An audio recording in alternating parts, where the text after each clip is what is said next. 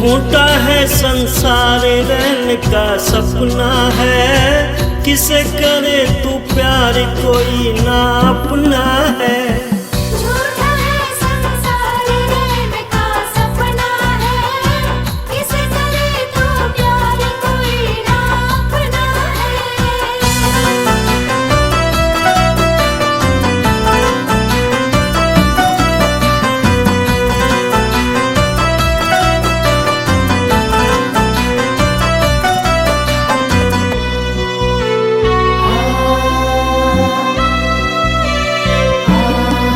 जीवन के सफर में राही जरा रखना कदम संभल के, तू बहक न जाना पगले मंजिल के पास निकल के।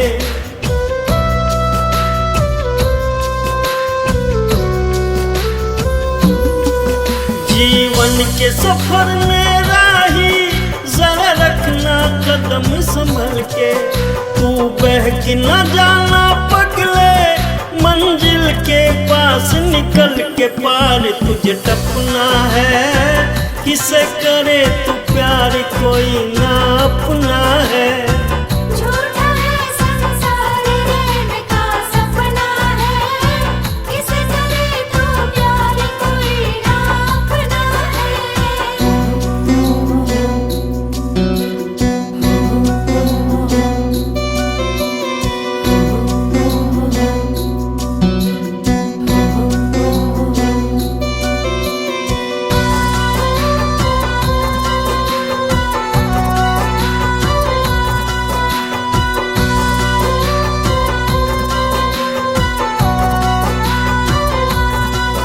ओ माया के मत वाले पल पल में उम्र ढली जा, चक्कर में काल बलि के चक्की में मूंग दली जा।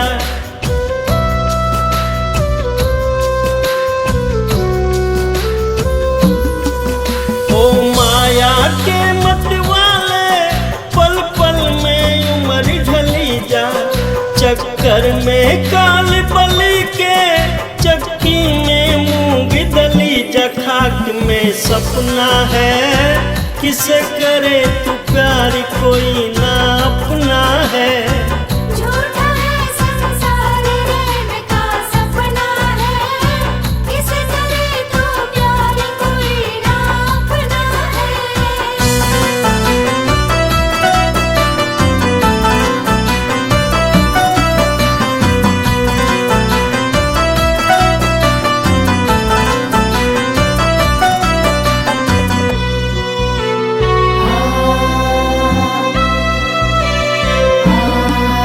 आया था प्याज कमाने ना बाकी मूल रहा है, हो बंद अरे मन मूर्ख तू बिल्कुल भूल रहा है।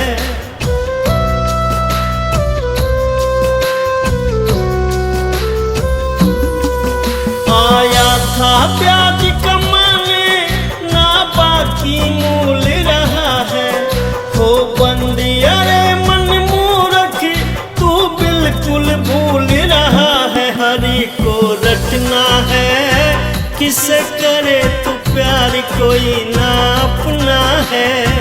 झूठा है संसार रहने का सपना है, किसे करे तू प्यार कोई ना अपना है। झूठा है संसार रहने का सपना है, किसे करे तू प्यार कोई ना अपना है।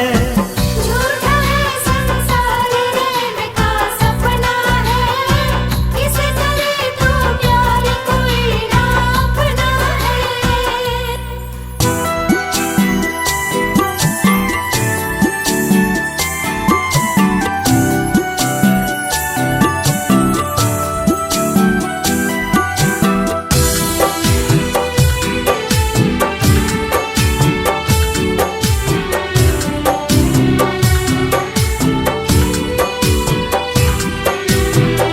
लगा के आस में बैठी हूँ एक जमाने से, लगा के आस में बैठी हूँ एक जमाने से। जमाने से। मिलोगे कब मेरे भगवान किस बहाने से। मिलोगे कब मेरे भगवान किस बहाने से। मिलोगे कब मेरे भगवान किस बहाने से।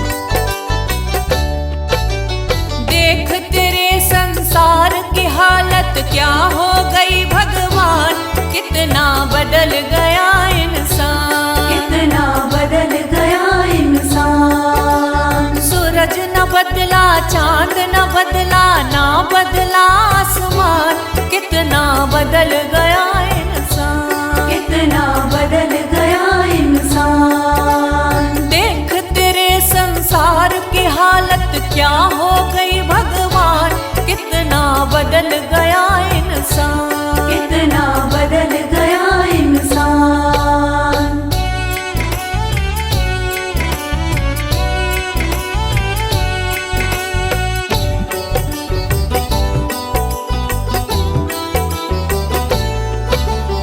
आया समय बड़ा बेढंगा, आज आदमी बना लफंगा, आज आदमी बना लफंगा। कहीं पे झगड़ा कहीं पे दंगा, नाच रहा नर होकर नंगा, नाच रहा नर होकर नंगा। छल और कपट के हाथों अपना बेच रहा ईमान, कितना बदल गया इंसान, कितना बदल गया इंसान। देख तेरे संसार की हालत क्या हो गई भगवान, कितना बदल गया इंसान, कितना बदल गया इंसान।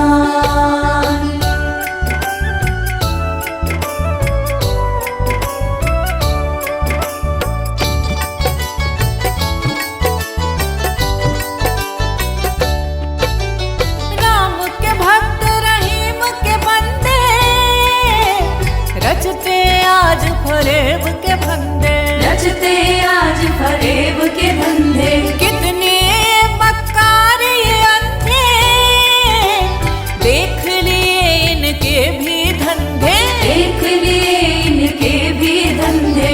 इन्हीं की काली करतूतों से हुआ ये मुल्क मशान, कितना बदल गया इंसान, कितना बदल गया इंसान। देख तेरे संसार की हालत क्या हो गई भगवान, कितना बदल गया इंसान, कितना बदल गया इंसान।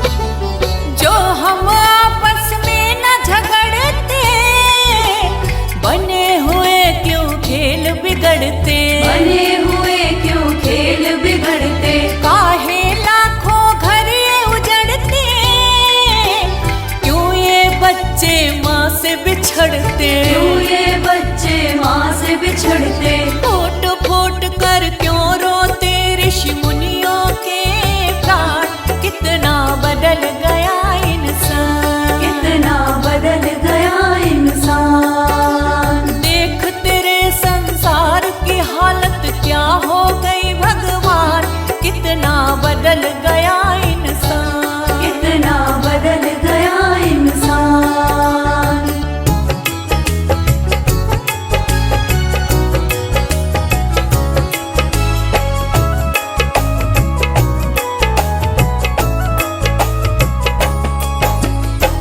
चली जा रही है उम्र धीरे धीरे, चली जा रही है उम्र धीरे धीरे। पल पल यूं आठों पहर धीरे धीरे, पल पल यूं आठों पहर धीरे धीरे, चली जा रही है उम्र धीरे धीरे, चली जा रही है उम्र धीरे धीरे।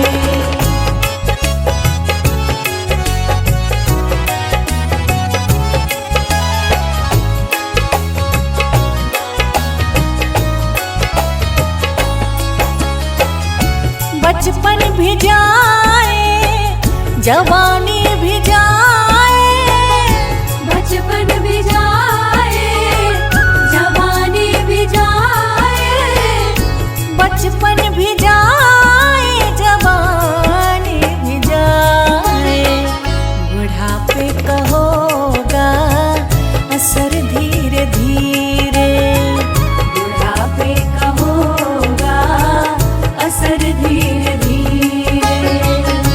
पल पल यूं आठों पहर धीरे धीरे, पल पल यूं आठों पहर धीरे धीरे, चली जा रही है उम्र धीरे धीरे, चली जा रही है उम्र धीरे धीरे।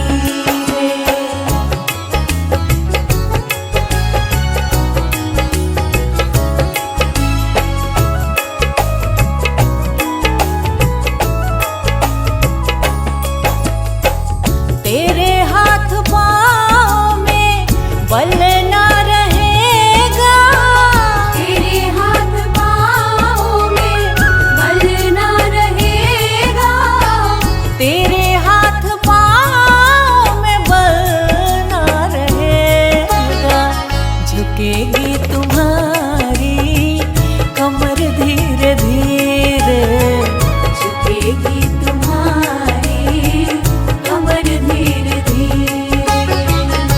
पल पल यूं आठों पहर धीरे धीरे, पल पल यूं आठों पहर धीरे धीरे, चली जा रही है उम्र धीरे धीरे, चली जा रही है उम्र धीरे धीरे।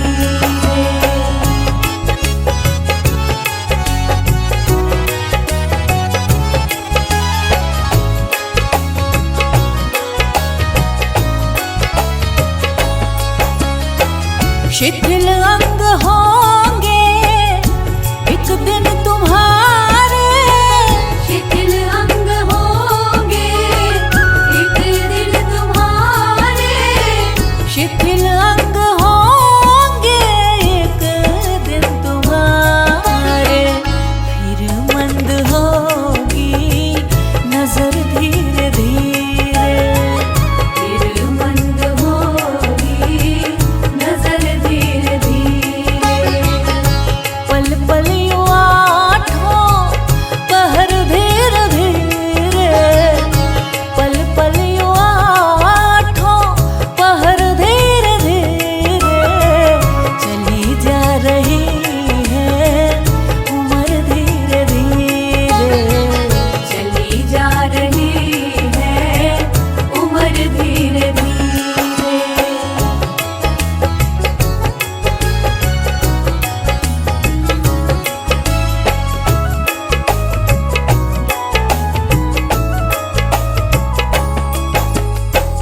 बुराई से मन को अपने हटा ले, बुराई से मन को अपने हटा ले, बुराई से मन को अपने हटा ले, सुधर जाए तेरा जीवन धीरे धीरे, सुधर जाए तेरा जीवन धीरे धीरे।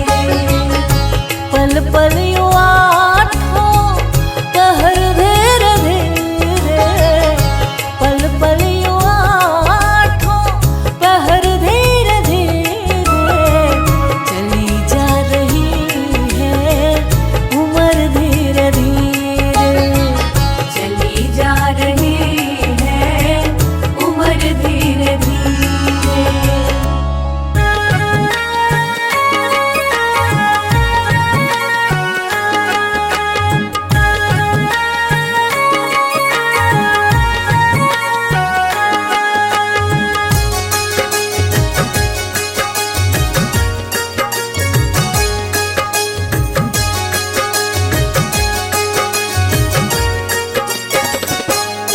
कभी प्यासे को पानी पिलाया नहीं, बाद अमृत पिलाने से क्या फायदा।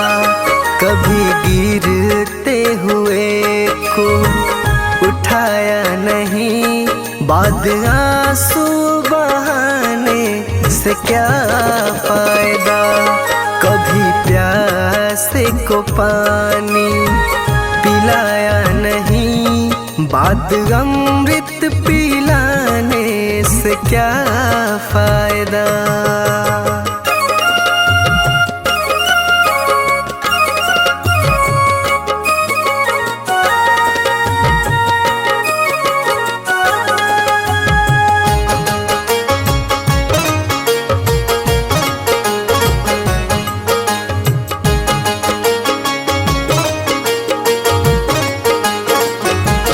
मैं तो मंदिर गया पूजा आरती की, पूजा करते हुए ये ख्याल आ गया।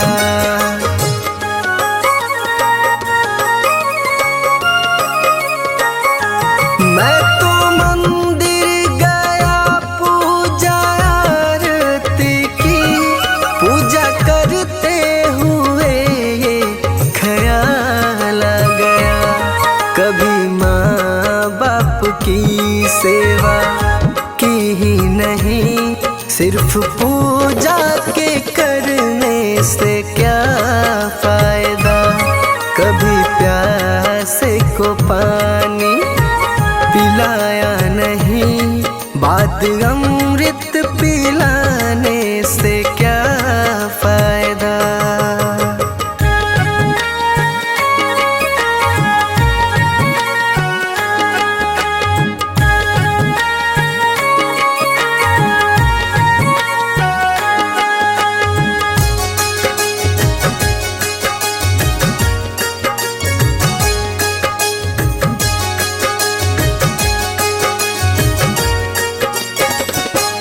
मैं तो सत्संग गया, गुरुवाणी सुनी, गुरुवाणी को सुनकर ख्याल आ गया।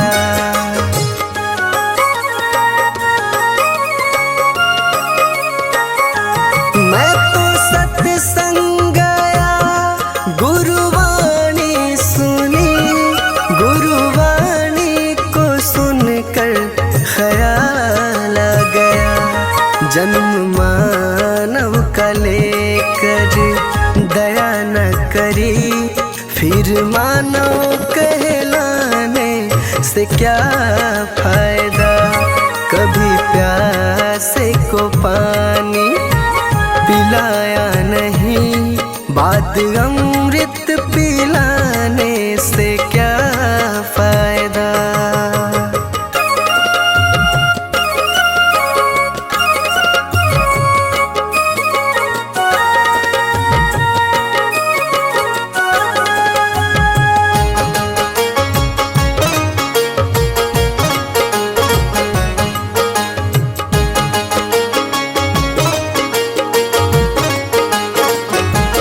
मैंने दान किया, मैंने जप तप किया, दान करते हुए ये ख्याल आ गया।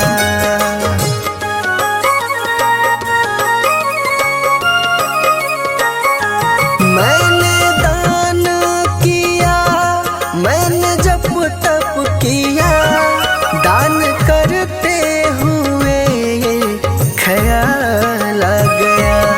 कभी भूखे को भोजन खिलाया नहीं, दान लाखों का करने से क्या फायदा। कभी प्यासे को पानी पिलाया नहीं, बाद अमृत पिलाने से क्या फायदा।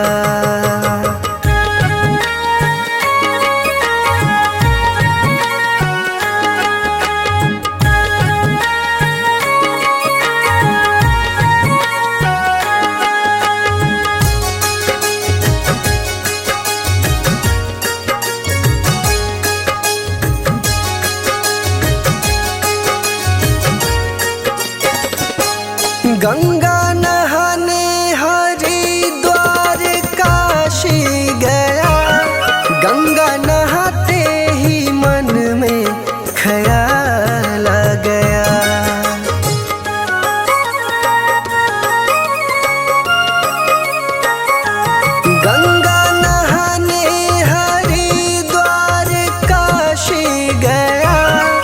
गंगा नहाते ही मन में ख्याल आ गया। तन को धोया मगर मन को धोया नहीं, फिर गंगा नहाने से क्या फायदा। कभी प्यासे को पानी पिलाया नहीं, बात अमृत पिलाने से क्या फायदा।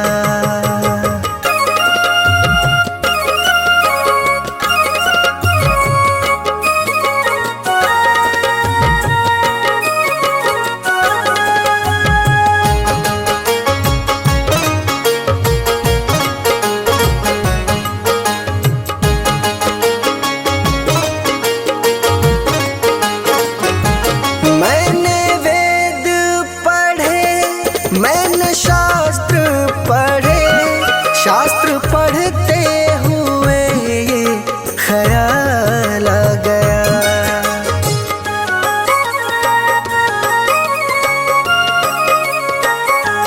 मैंने वेद पढ़े, मैंने शास्त्र पढ़े, शास्त्र पढ़ते हुए ये ख्याल आ गया। मैंने ज्ञान किसी को बांटा नहीं, फिर ज्ञानी कहलाने से क्या फायदा। कभी प्यासे को पानी पिलाया नहीं, बात अमृत पिलाने से क्या फायदा।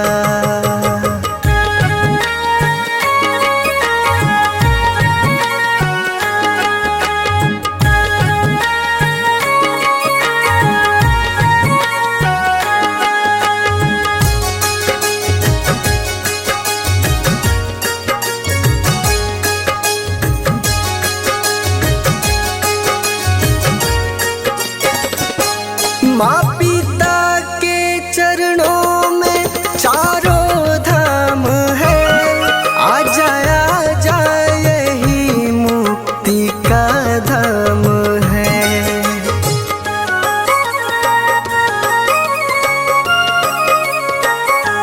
माँ पिता के चरणों में चारों धाम है, आ जा यही मुक्ति का धाम है। माँ पिता की सेवा तुमने की ही नहीं, फिर तीर्थों में जाने से क्या फायदा। कभी प्यासे को पानी पिलाया नहीं, बात अमृत पिलाने से क्या फायदा।